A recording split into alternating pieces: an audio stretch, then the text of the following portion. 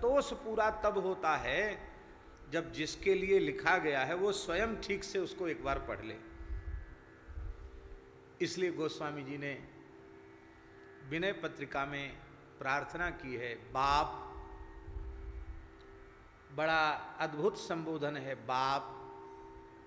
ये बाप शब्द का उच्चारण गोस्वामी जी ने, जिसमें श्री नहीं है, जी नहीं है, परम पूज्य नहीं है, अनंत श्री संपन्न नहीं है, कुछ नहीं है, सीधे 2 अक्षर हैं बाप। बाप और बेटे के बीच में किसी माध्यम की जरूरत नहीं है। बाप और बेटे की निकटता, बाप का हृदय ही पुत्र है। इसलिए कहते हैं बाप, विनय पत्रिका दीन की बाप आप ही बांचो। हे बाप, इस दीनहीन तुलसीदास की विनय की इस पत्रिका को, चिट्ठी को आप ही बांचिए, आप ही इसको बांचिए। और बांचने के बाद फिर पंचों से कहिए कि एक तुलसीदास नामक एक साधु है, उसने कुछ लिख करके दिया है, तो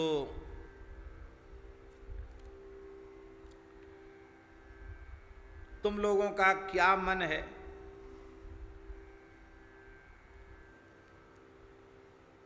ये पहले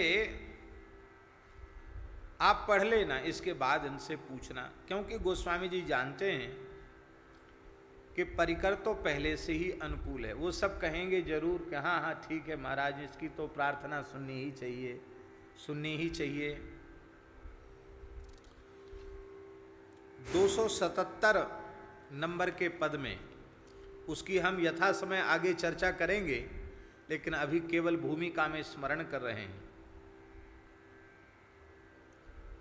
गोस्वामी जी कहते हैं, राम राय बिनु रावरे मेरे को ही तू सांचो। राम राय बिनु रावरे मेरो को ही तू सांचो। स्वामी सहित सब सो कहूँ सुनि गुनि विशेष को रेख दूसरी खांचो। राम राय बिनु रावरे मेरे को ही तू सांचो। देह जीव जोग के सखा मृषा टाचन टाचो। किए विचार सार कदली ज्यों मन कनक संग लघु लसत बीच बिच कांचो। विनय पत्रिका दीन की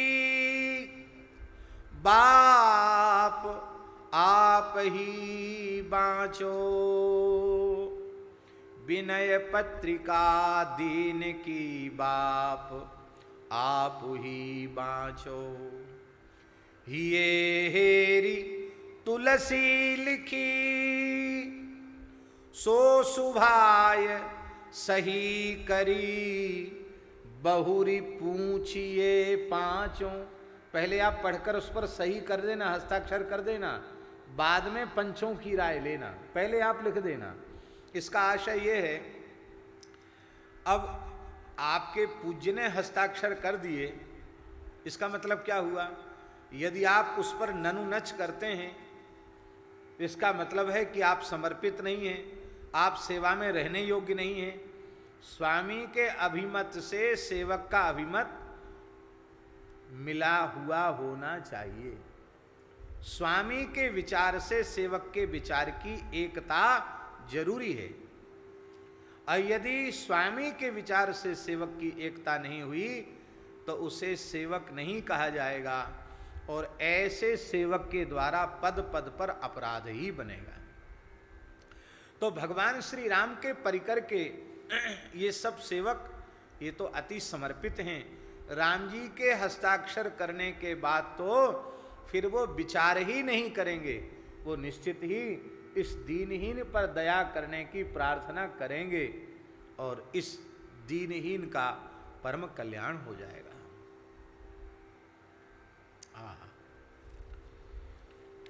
हे नाथ, हे राम राय, हे महाराजाधिराज श्री रामचंद्र प्रभु, आपको छोड़कर मैं किसका आश्रय लूं, क्योंकि आप ही एकमात्र मेरे सच्चे हितैषी हैं।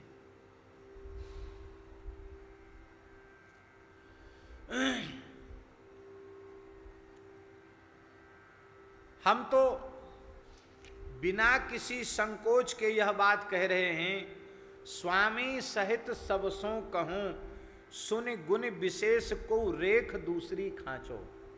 स्वामी के सहित सभी हमारे पूज्य देवी देवता सबसे कह रहे हैं, जो भी आराध्य उपास्य के रूप में तत्त उपासकों के बीच में प्रतिष्ठित हैं, उन सबके चरणों में हम विनम्र प्रार्थना कर रहे हैं कि श्री रघुनाथ जी से बड़ा कोई दूसरा हो तो आप रेखा खींच दीजिए।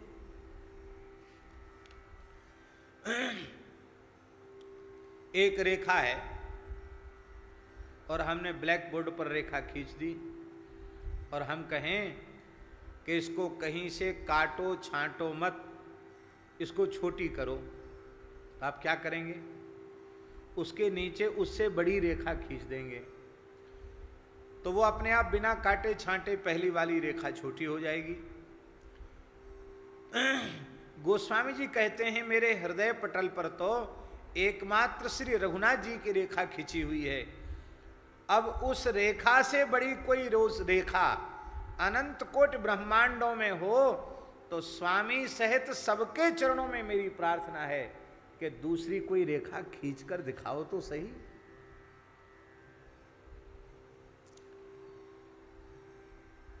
और कोई बड़ा हो आपसे तो दूसरी लकीर खींच दीजिए। हे भगवान, शरीर और जीवात्माओं के संबंध में उसके जितने भी हितैषी हैं वे सब असत से सिले हुए हैं, मिथ्या टांकों से सिले हुए हैं, अर्थात संसार के सभी संबंध माया से युक्त हैं। लगता तो यह है कि हमारे ये हितैषी हैं, ये हितैषी हैं, ये हितैषी हैं, लेकिन सच्ची बात यह है कि किए विचार सार कदलीज्यों, मन कनक संग लघु लसत बीच बीच कांचो। केले का खंभा देखने में बहुत चिकना होता है, बड़ा चमकीला होता है, और उसमें सार आप खोजने चलेंगे तो सार मिलेगा? छिलके के भीतर छिलका, छिलके के भीतर छिलका, छिलके के भीतर छिलका। ऐसे ही संसार शरीर संबंध से जहां जहां जीव अपना रिश्ता स्थापित करता है कहीं भी सार मिलता नहीं है, सब जगह छिलका ही छिलका है।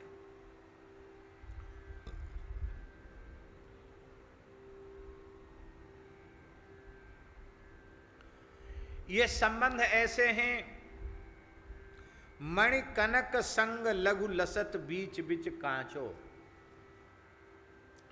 जैसे माला बनाने वाले लोग, पटवा माला बनाने वाले, वो एक ही सूत्र में सोने का दाना भी पिरो देते हैं, कांच का दाना भी पिरो देते हैं, रंग बिरंगे कांच भी लगा देते हैं, और मणियां हीरे जवाहरात भी उसी में पिरो देते हैं। कहाँ तो मूल्यवान सोना और कहाँ अमूल्य हीरा मोती आदि मणियां और कहाँ क्षुद्र कांच। पूज्य धर्म संघ वाले गुरुजी सुनाते थे कि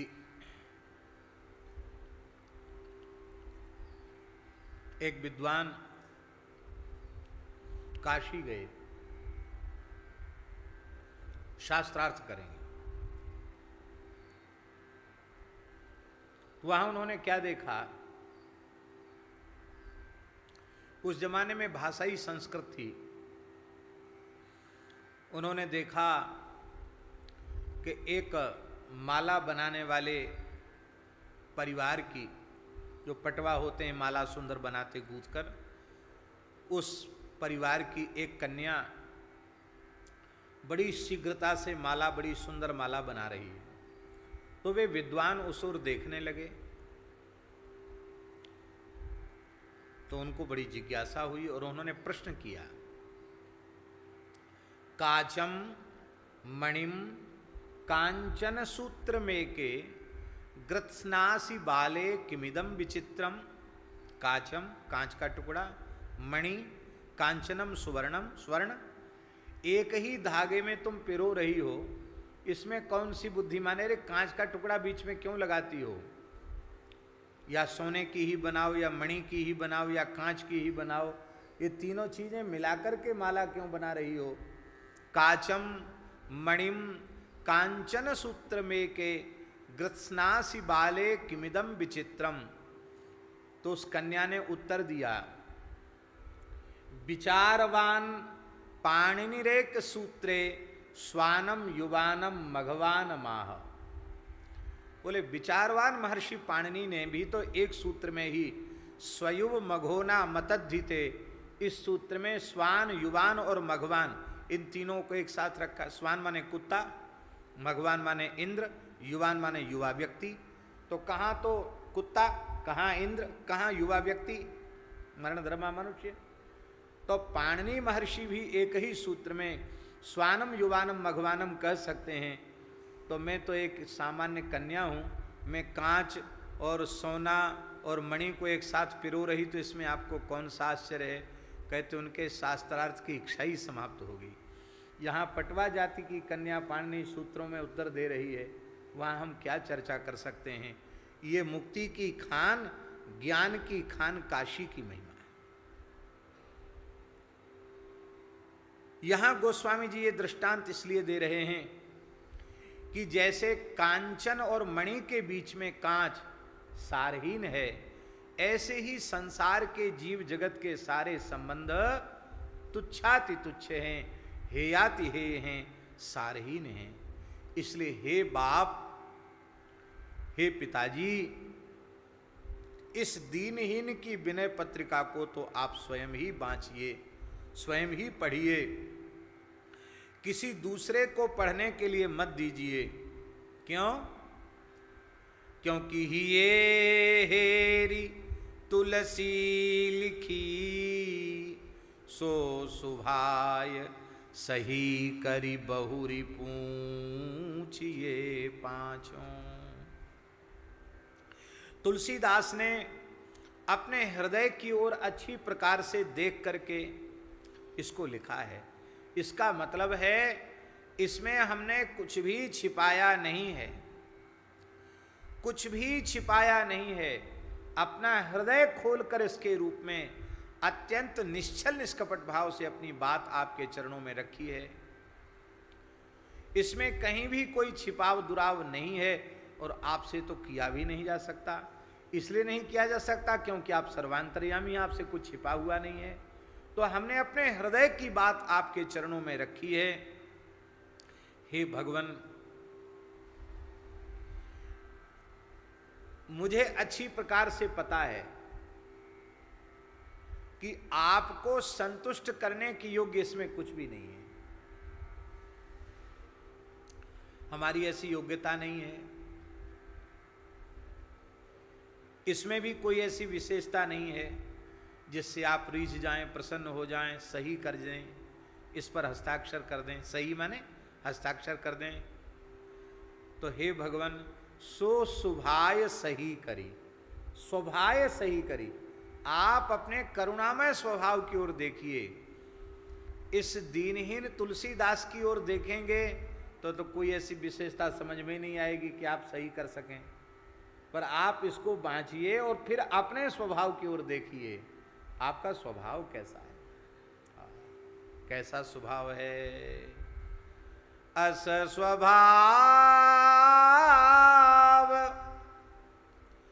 कहूँ सुनऊँ न देखूँ, केहि खगेश रघुपति समलेखूँ। रहति न प्रभु चित चूक किए की, करति सुरति सैवार हिये की। जेहि अघ बधऊ व्याध जिमि बाली, पुनि सुकंठ सोई कीन कुचाली।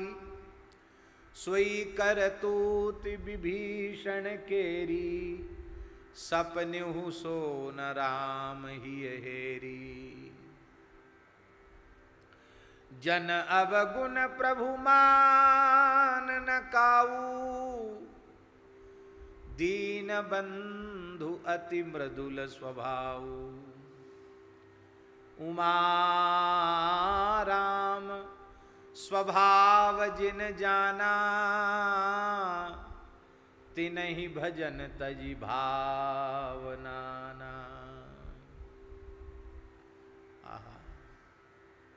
विनय पत्रिका में तो गोस्वामी जी ने कहा है, सुनु सीतापति शील स्वभाव, मोदन मन तन पुलक नयन जल। सोनर खेहर खाओ। सीतापति के शील स्वभाव को सुनकर के भी जिसके मन में मोद नहीं है, प्रसन्नता नहीं है, कंठ नहीं भराता है, नेत्र नहीं भराते हैं, शरीर में रोमांच नहीं हो जाता है, उसे अन्न खाने का अधिकार नहीं है। वो तो खेहर खाओ, राख खावे, धूल फांके, इतना हृदयहीन। श्री रघुनाथ जी के दिव्य स्वभाव को सुनकर भी इसके मन में प्रेम नहीं जगता।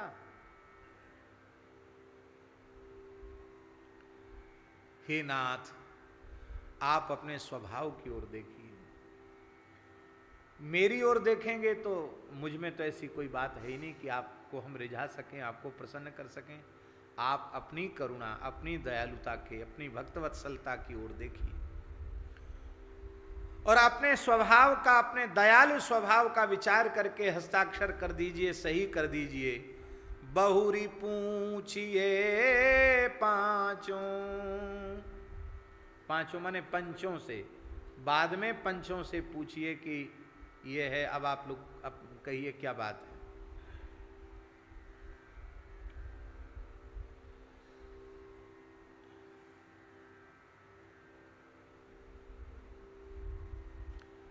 ये तो अंतिम पद अपने आराध्य के चरणों में लिख रहे हैं गोस्वामी जी।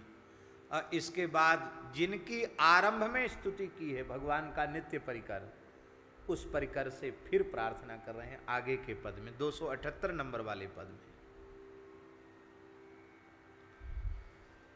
पवन सुवन रिपुदवन भरत लाल, लखन दीन की।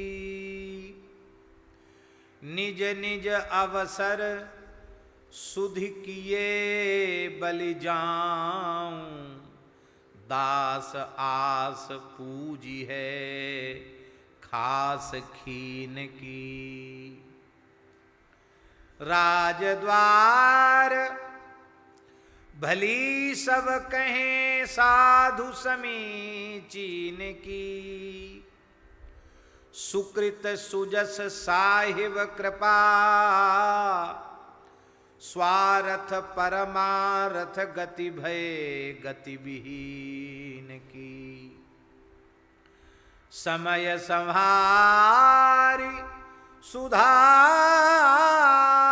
भी, तुलसी मलीन की।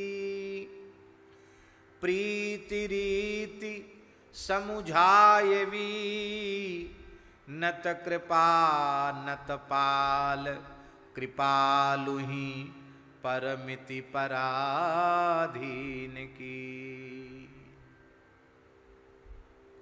हे पवन कुमार, हे हनुमान जी महाराज, ये पवन सुवन कहने का भाव क्या है? वायु का स्वभाव वहना है, बहती है ना वायु।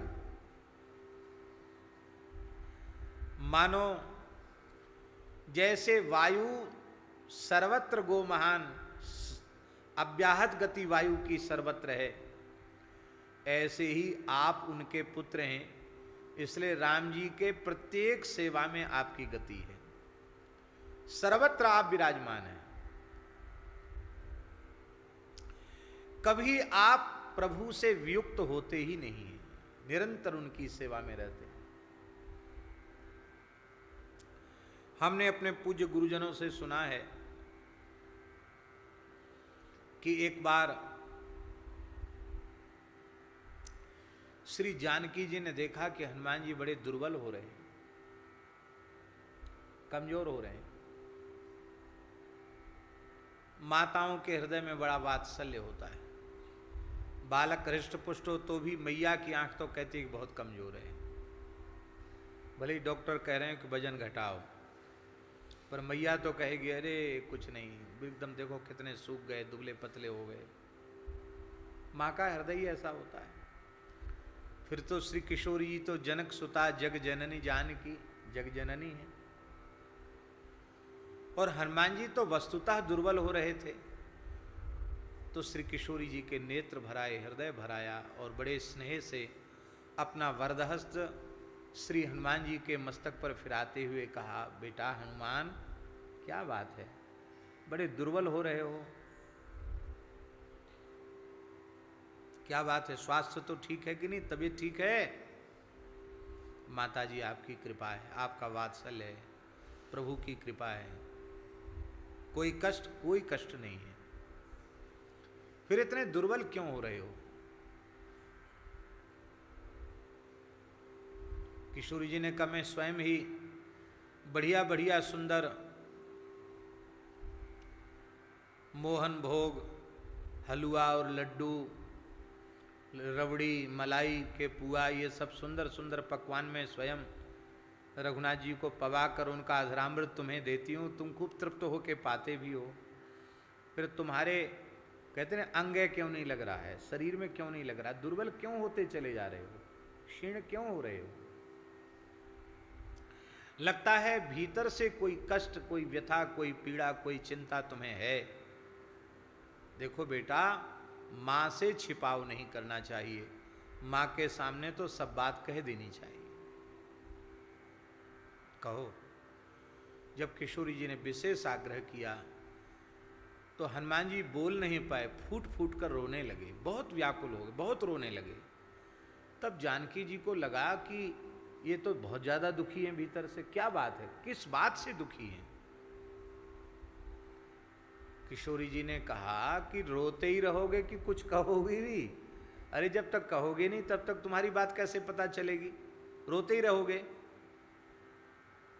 रोते रोते हनुमान जी की हिचकी बंध गई और हनुमान जी ने हिचकी लेते, जैसे छोटे बच्चे हिचकी लेते हैं ऐसे हिचकी लेते हनुमान जी ने कहा, माता जी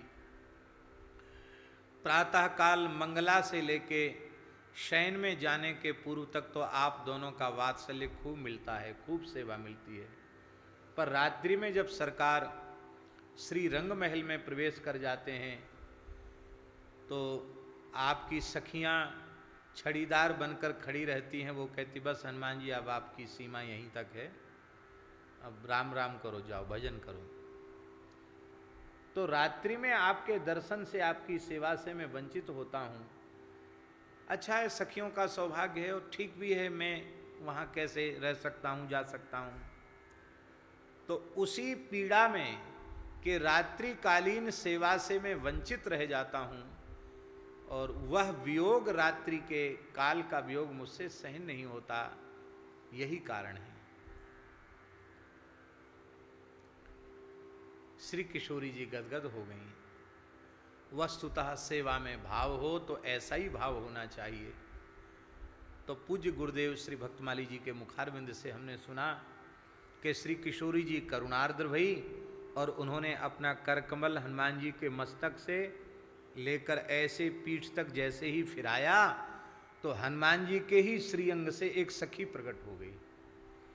वो सखी हैं श्री चारुशीला जी, ये हनुमान जी हैं।